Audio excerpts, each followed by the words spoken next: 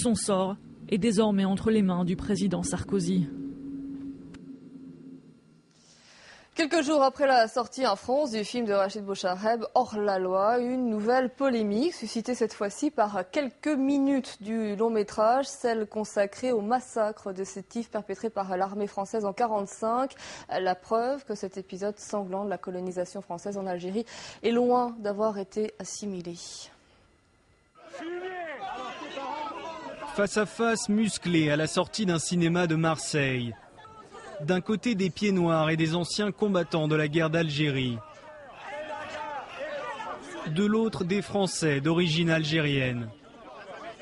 Le film de Rachid Bouchareb, Hors-la-loi, n'en est que l'illustration la plus récente.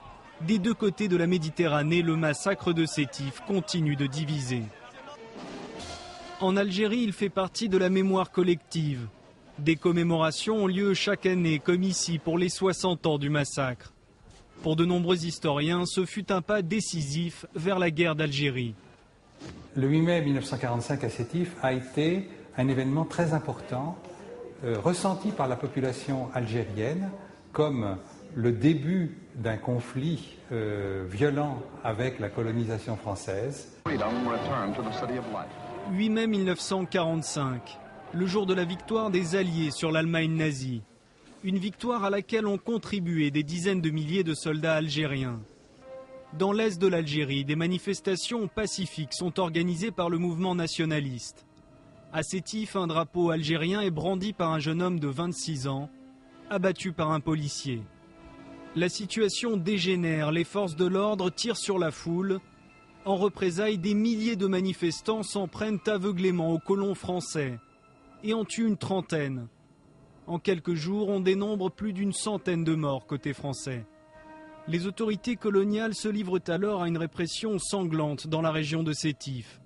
L'aviation et la marine de guerre française sont mobilisées. Le bilan est terrible, de 8 000 à 45 000 morts selon les sources. Pourtant, aujourd'hui encore, d'anciens Français d'Algérie ne veulent voir que leurs morts.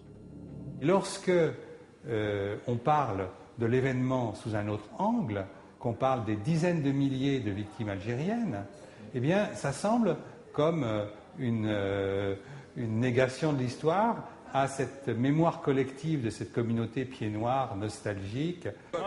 65 ans n'ont pas suffi à apaiser les esprits.